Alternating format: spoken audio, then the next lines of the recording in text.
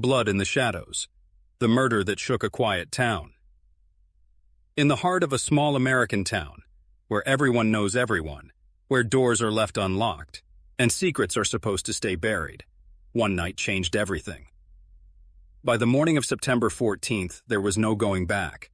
A mother was dead, a father was missing, and a town that prided itself on trust was about to learn the dark cost of looking the other way. Interview clip with former sheriff. The sheriff speaks. I'd been in law enforcement for 30 years. You think you've seen it all, until something like this drops right on your doorstep. This is the story of a brutal murder, a trail of lies, and the one person in town who refused to stay quiet. It started just after 10 p.m. The residents of Miller's Creek, population 4,300, were settling in for the night. But at the end of Willow Lane, something unthinkable was unfolding. Emily Carter was a teacher, a mother of two, and by all accounts, the kind of person who lit up every room she walked into. But she had been living with a secret, one that even her closest friends didn't fully understand. Interview clip with Emily's friend. She never said much, but sometimes she'd show up to work with these little bruises. You'd ask her what happened, and she'd just smile and say she tripped. But it was more than that. I think we all knew. At 10:12 p.m., a neighbor heard something. A loud bang, then silence.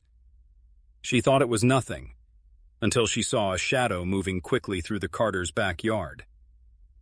By 10:20 p.m., Emily's 9-year-old son would make the call that changed everything. Operator speaks. 911, what's your emergency? The boy, quiet, scared, replies, I think my mom's hurt. When officers arrived, they found Emily lying in the kitchen, unresponsive. No sign of forced entry, no murder weapon in sight, and one GL8, ring absence. Her husband, David Carter, was nowhere to be found. Interview with sheriff.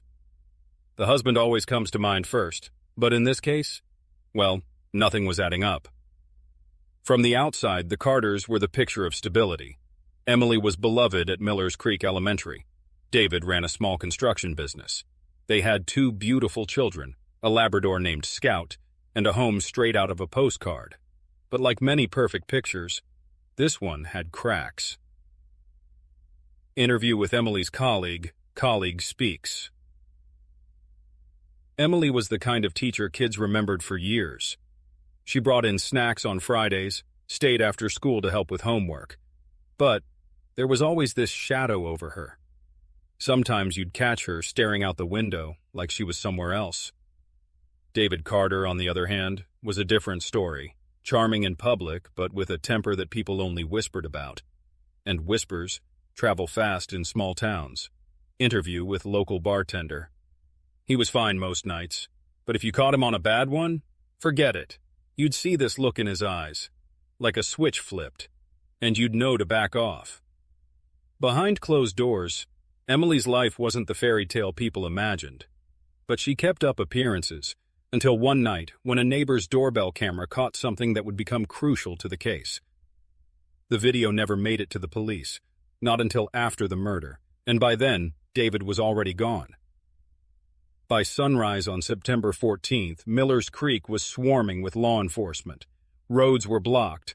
The local diner was packed with reporters. Everyone wanted to know, where was David Carter? Interview with sheriff. His truck was still in the driveway. His wallet and phone were inside. No footprints leading away from the house. It was like he'd vanished into thin air. Theories spread like wildfire. Some said, he ran because he was guilty.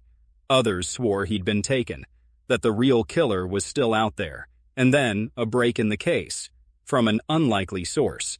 The man didn't use cash. He didn't use a card. And the pack of cigarettes? Left untouched on the counter when he walked out. Almost like he wanted to be seen.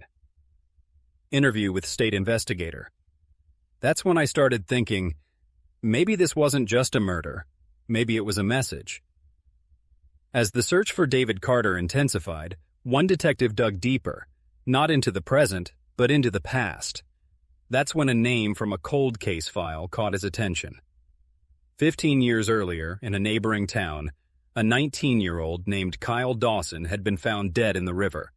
The case was never solved, but in the original police notes, a witness had claimed they saw Kyle arguing with a young man who matched David Carter's description. Interview with retired detective.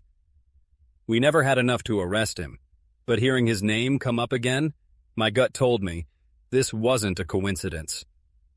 No physical evidence tied David to Kyle Dawson's death, but the similarities between the two cases, sudden violence, no witnesses, and David's convenient disappearance, were impossible to ignore. The search for David stretched into its third day. Helicopters scanned the woods, dive teams searched the river, and then, a single phone call brought everything to a standstill. Interview with sheriff. It was an older woman. Said she didn't want to get involved before, but now she couldn't keep quiet.